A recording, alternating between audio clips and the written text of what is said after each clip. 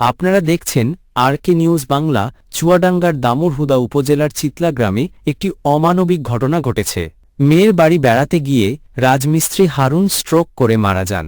পরিবার যখন তার দাফনের প্রস্তুতি নিচ্ছিল, তখন প্রতিবেশী মর্জিনা খাতুন নামের এক বৃদ্ধা এসে মৃত হারুনের কাছে সুদের বাবদ 15,000 টাকা পাওনা দাবি করেন। তিনি বলেন যে টাকা পরিশোধ না করলে মরদেহ দাফন করতে দেওয়া হবে না। শোকাহত পরিবার দীর্ঘক্ষণ তর্ক বিতর্ক করার পর অবশেষে অনেক কষ্টে টাকা জোগাড় করে মরদেহের খাটিয়ার ওপর রাখেন। টাকা হাতে নিয়েই মর্জিনা দ্রুত চলে যান।